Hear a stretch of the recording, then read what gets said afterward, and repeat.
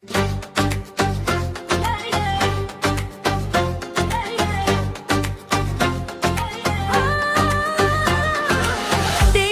şeir yaz vəsf məni, sən elə özündə şeir kimisən. Mən hansı sözlərə sığdırım səni, sən elə özündə şeir kimisən. Sənin gülüşünlə ömür yaz olar, bu nə əsalətdir belə naz olar. Mən sənə nə yazsam yenə az olar. Sən elə özündə şeir kimisən. Şairdə oxuyur, hey yanır səni. İlham pərisi tək güc sanır səni.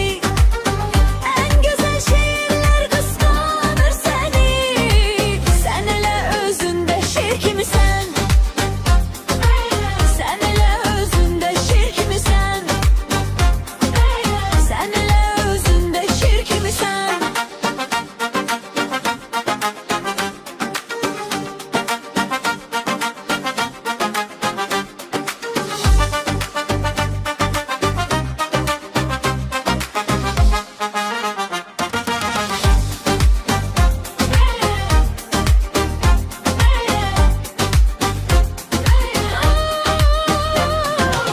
Deyirsən şeir yaz vəsf məni, sən elə özündə şeir kimisən.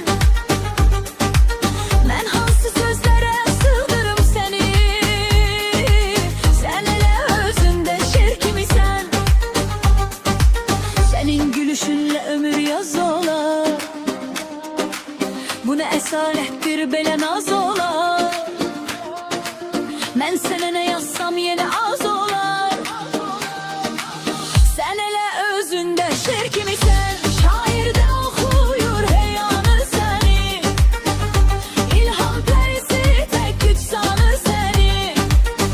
Ən gözəl şeirlər qısqanır səni. Sən elə özündə şeir kimisən. Sən elə özündə şeir kimisən. Sən elə özündə şeir kimisən.